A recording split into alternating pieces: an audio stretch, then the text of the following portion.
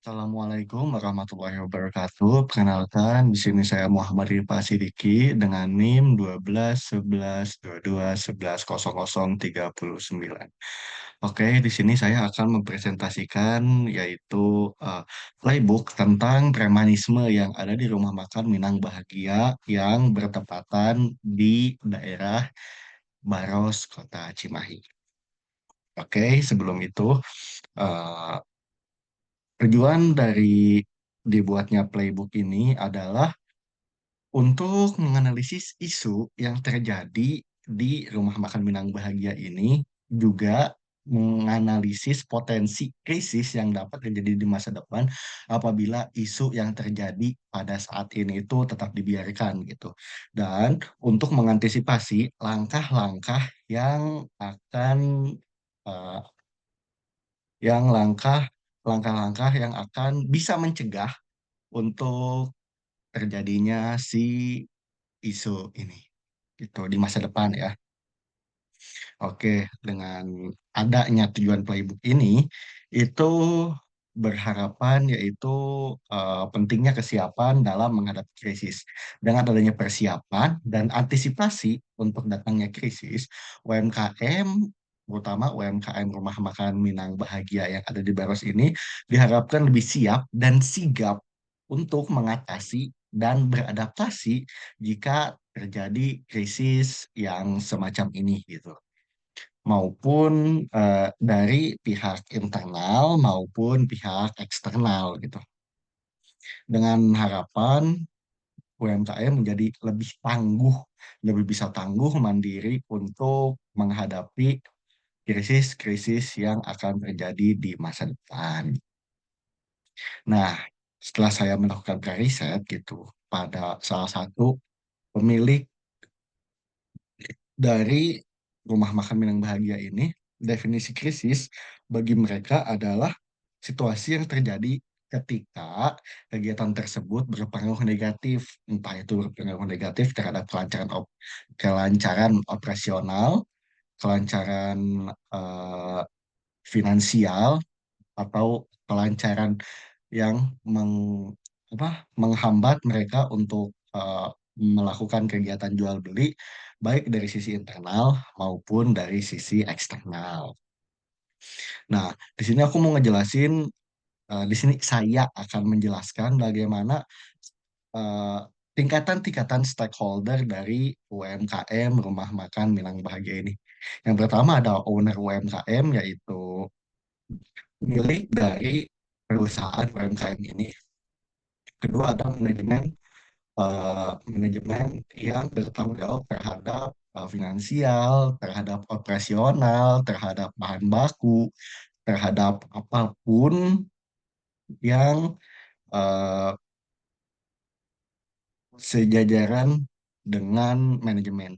Yang kedua ada karyawan. Karyawan di sini yaitu orang yang langsung bekerja, seperti orang yang memasak, orang yang melayani, orang yang apa membuat makanan gitu. Dan terakhir ada konsumen yang masuk kepada stakeholder di UMKM ini. Nah, key message dari UMKM, key message dari playbook ini adalah transparansi kepada konsumen tentang informasi yang dibutuhkan oleh UMKM namun tidak menyangkut ke dalam rahasia perusahaan. Seperti itu. Nah, untuk potensi krisisnya di sini di sini saya mengambil potensi krisis dari isu-isu yang sering terjadi di Indonesia, terutama sering terjadi kepada pedagang UMKM ataupun pedagang-pedagang kaki lima yang berada di jalanan, yaitu aksi premanisme. Aksi premanisme marak terjadi kepada para pengusaha di Indonesia, terutama para pengusaha yang membuka usahanya di jalan. Aksi premanisme ini tidak mengenal siapa korbannya. Yang mereka pikirkan adalah bagaimana mereka mendapatkan keuntungan dari orang lain tanpa memikirkan pihak yang dipintainya. Seperti contohnya adalah apa, para preman yang datang kepada UMKM UMKM atau kepada para pedagang-pedagang yang ada di jalan, mereka itu minta uang ataupun makanan yang biasanya didasari atau didalili oleh namanya uang keamanan atau iuran keamanan. Itu mereka eh, embel-embelnya menjanjikan keamanan jika ada jika ada preman atau siapapun oknum yang mengganggu terjadinya kelancaran usaha mereka itu akan dibentengi oleh mereka. Tapi nyatanya mereka hanya mengambil uang saja dengan dalil uang keamanan atau iuran keamanan, tapi mereka tidak iuran menjaga tempat tersebut. Bahkan pihak-pihak oknum timnya mereka seringkali itu turut apa turut ikut serta menjadi juru parkir liar untuk menambah pemasukan bagi timnya mereka. Dan itu tidak didasari oleh hukum yang berkaitan dengan dishub. Biasanya kan juru parkir seperti itu berkaitannya dengan dishub ya. Mereka bekerjasama dengan dishub gitu juru parkir resmi, tapi ini mereka tidak. Mereka ingin mengambil keuntungan sebanyak-banyaknya dengan cara apapun tanpa memikirkan orang lain.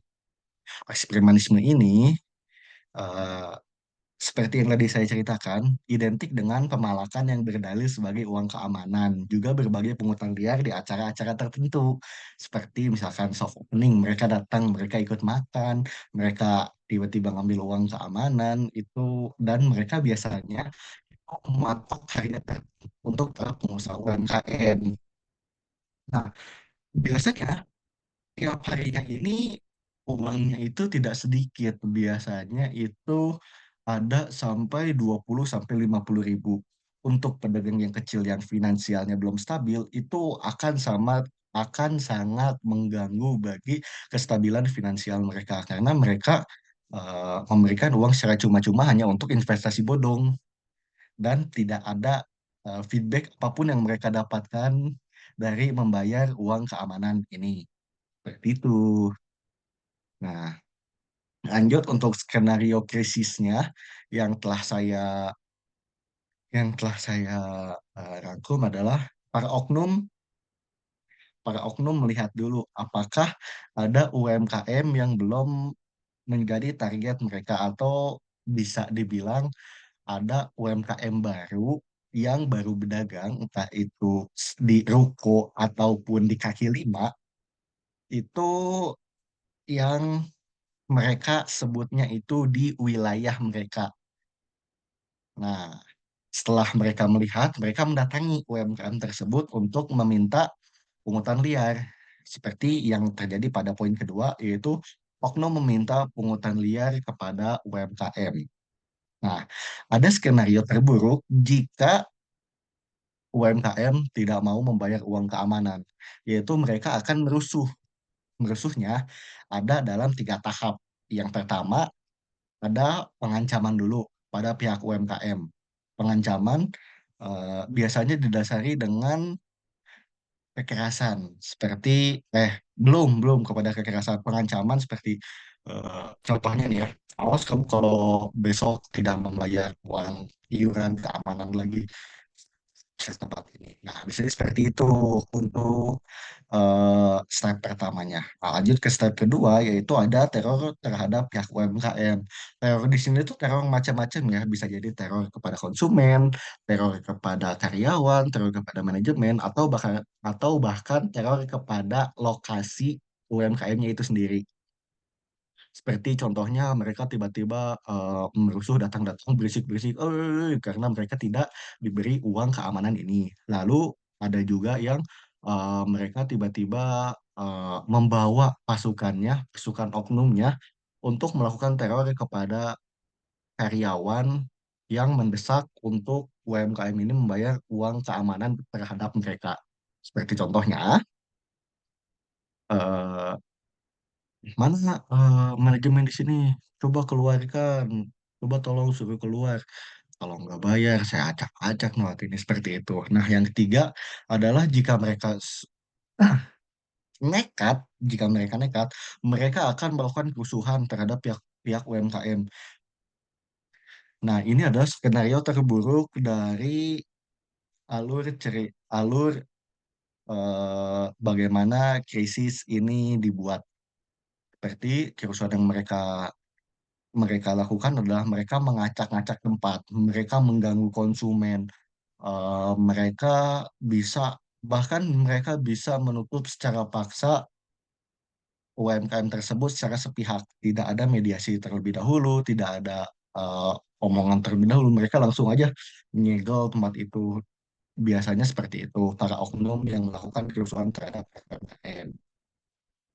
Nah, di sini ada beberapa dampak yang akan terjadi pada UMKM jika terjadi isu dan krisis seperti itu. Contohnya adalah dampak potensi krisis bagi operasional, di mana situasi transaksional terganggu, itu sudah pasti jelas karena mereka melakukan kerusuhan di sana, pasti orang-orang tidak akan datang lagi eh, pada UMKM tersebut, tidak akan jajan lagi di sana, tidak akan beli lagi di sana, itu karena mereka merasa tidak aman. Seperti itu. Dan kerusuhan apabila tidak diberi teror yang datang apabila tidak sesuai seperti yang saya ceritakan di skenario krisis tersebut. Nah, itu lalu kita masuk ke dampak yang kedua yaitu dampak potensi bagi finansial, di mana bagi UMKM-nya sendiri, jika mereka terus-terusan memberi uang keamanan kepada oknum-oknum itu, flow pengeluaran bertambah akibat pungutan liar. Jadi istilahnya keuangan mereka akan boncos setiap hari jika mereka memberi uang keamanan kepada oknum preman ini setiap hari. Dan dampak potensi krisis bagi reputasi UMKM-nya adalah dikarenakan sering terjadinya pungli, maka para pembeli ketakutan dengan hal itu dan berakibat nama UMKM jadi tercoreng. Jadi jika banyak pungli, banyak preman, banyak ini, orang-orang tuh jadi malas untuk belanja atau bahkan membeli di sana dikarenakan punglinya banyak. Udah mau pungli liar, diganggu, tidak nyaman, walaupun enak, mereka akan tetap tidak mau balik lagi karena mereka tidak mendapatkan rasa nyaman, rasa aman dari pihak konsumennya. Lanjut, kita akan, aduh, ini bukan. Nah, alur notifikasi jika terjadi kerusuhan seperti tadi. Yang pertama adalah melapor kepada pihak berwenang, yaitu ada RT, RW, atau kelurahan sendiri. Jika mediasi yang menggunakan pihak ketiga warga lokal seperti RT tidak berhasil, dilanjut ke RW. RW bersama RT. RT bersama RW tidak berhasil, kita lanjut ke kelurahan. Jika lurah juga tidak berhasil, maka solusi yang paling aman adalah melapor kepada pihak keamanan terdekat seperti polisi atau TNI. Dikarenakan tugas utama dari polisi dan TNI yaitu mengayomi masyarakat dan melindungi masyarakat. Jika ada masyarakat yang terganggu dengan kelakuan oknum-oknum seperti ini, maka itu sudah jadi tugas mereka untuk melindungi kita sebagai warga sipil, apalagi warga sipil yang sedang mencari nafkah, mencari suap nasi gitu dari kegiatan tersebut. Gitu. Itu adalah notifikasi yang memungkinkan untuk mencegah isu menjadi krisis.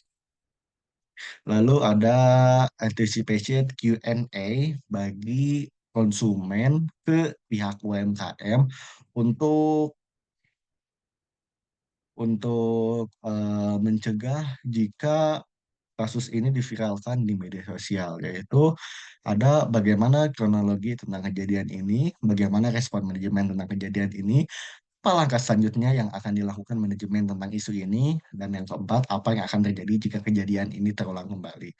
Kita akan bedah satu-satu dan kita akan menjawab anticipation Q&A dari pertanyaan-pertanyaan ini.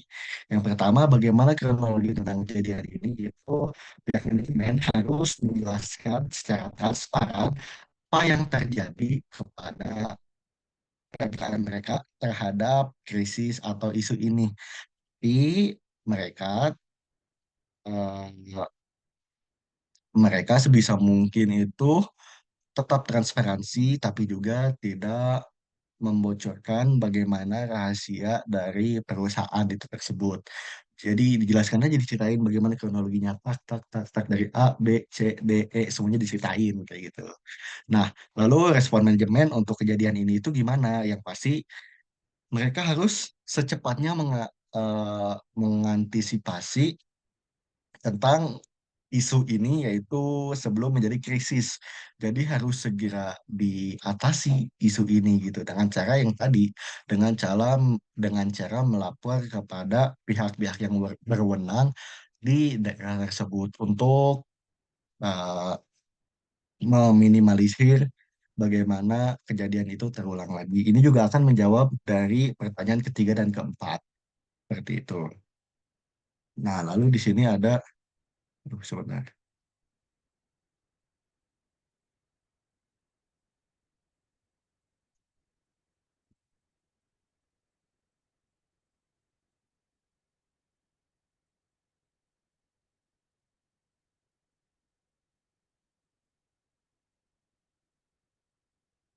Nah, di sini ada draft postingan pertama, di mana draft postingan ini itu dibuat untuk respon cepat, untuk eh, apa ya, menenangkan konsumen bagaimana jika krisis ini sudah terjadi dan sudah viral di media sosial itu. Postingan pertama yaitu eh, dibuat Insta Story dikarenakan media yang dipakainya ini Instagram, jadi respon cepat dari manajemen atau dari pihak UMKM untuk apa, untuk isu ini yaitu merespon cepat isu mulai ramai, yaitu dengan diposting setelah kejadian foto suasana restoran yang terang, ada pelanggan jika memungkinkan, atau grafis tulisan berwarna brand dengan tulisan dengan tulisan, dengan caption, "Halo sahabat Minang Bahagia, menanggapi kabar yang beredar mengenai kejadian di area restoran kami ingin menginformasikan bahwa keamanan seluruh pelanggan dan karyawan adalah prioritas kami nomor satu. Saat ini, manajemen sedang berkoordinasi intensif dengan pihak berwajib untuk menangani kasus tersebut. Nah, operasional kami tetap berjalan, namun kami meningkatkan kewaspadaan demi kenyamanan para konsumen. Mohon doanya agar usaha di wilayah kami tetap kondusif. Uni udah tetap bisa makan enak dengan tenang, dengan emot saktis emot saktis seperti ini. Lalu juga ah, ada hashtag-hashtag yaitu Minang Bahagia lawan Premanisme dan kuliner Cimahi aman. Itu untuk draft respon postingan pertama saat isu mulai ramai.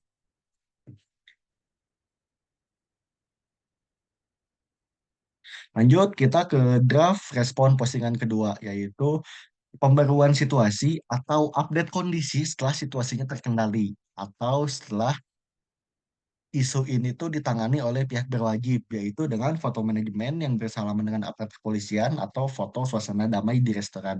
Dengan caption, update terkini, yaitu Alhamdulillah, situasi di Rumah Makan Minang Bahagia sudah sepenuhnya kondusif. Terima kasih kepada Bapak-Bapak kepolisian atau TNI yang sigap merespon laporan kami terkait gangguan keamanan yang kami alami gitu. Jadi pada saat ini aksi premanisme sudah kami tindak lanjuti dan eh, sudah diserahkan kepada pihak yang berwenang.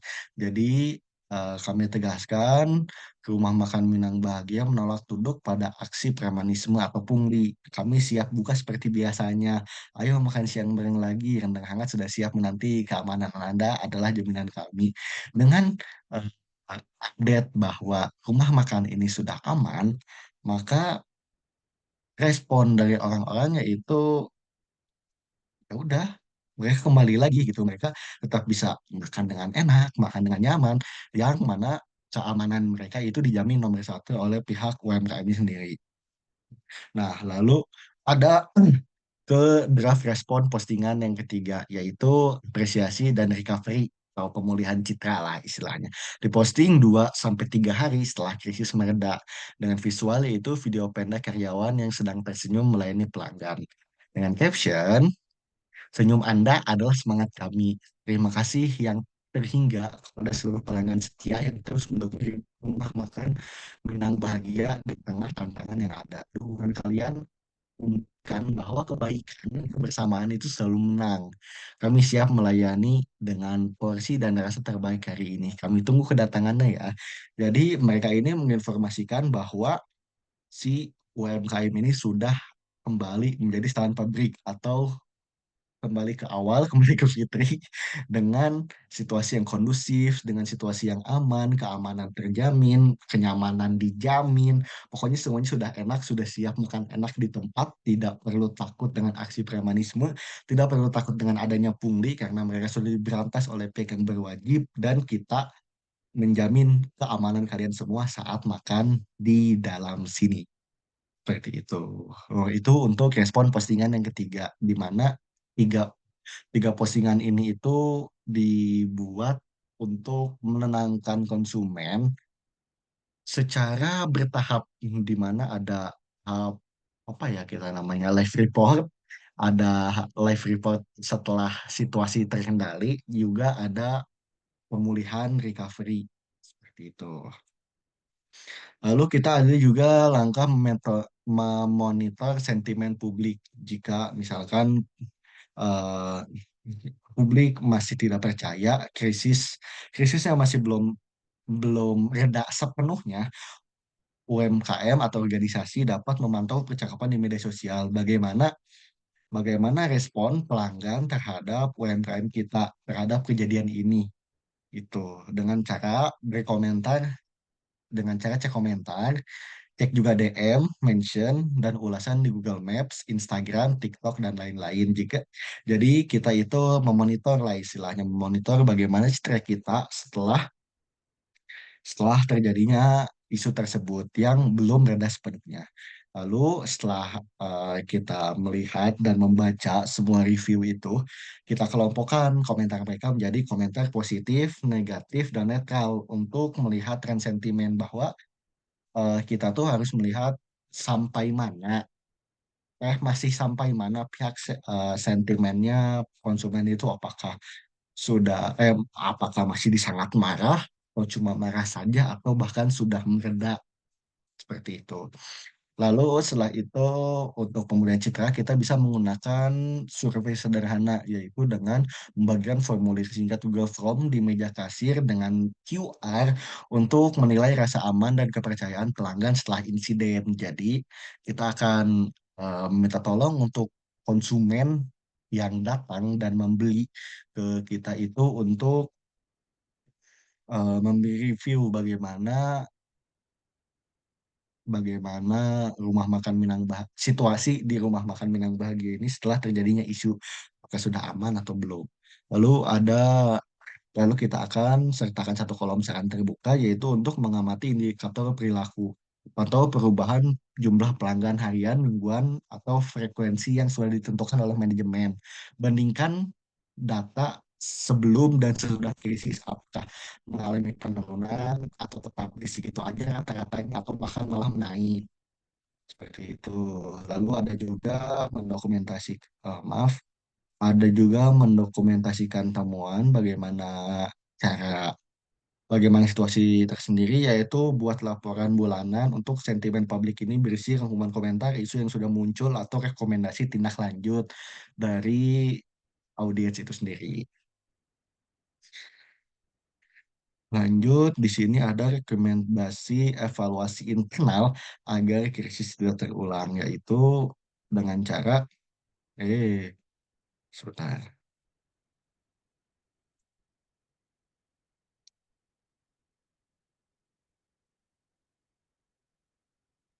izin sebentar.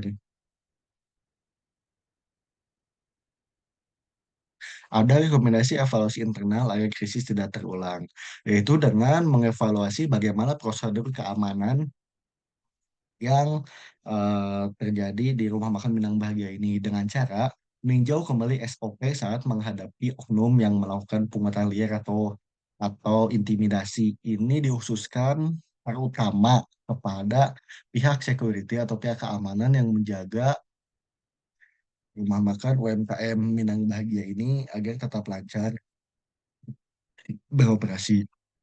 Lalu juga ada tetapkan alur pelaporan yang jelas.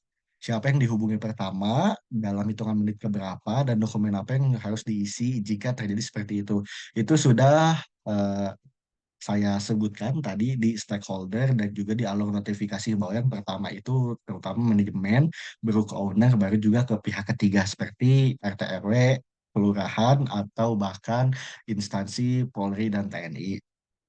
Yaitu adakan juga pelatihan karyawan dengan cara briefing rutin terkait cara menghadapi situasi ancaman fisik atau non-fisik dengan tetap mengutamakan keselamatan diri. Jadi mereka akan dibina istilahnya bagaimana cara menghadapi krisis jika terjadi lagi krisis seperti itu. Jadi kayak harus bagaimana nih cara menanggapinya, harus bagaimana cara menyikapinya, bagaimana kita menyelamatkan diri, bagaimana kita cara membela diri seperti itu.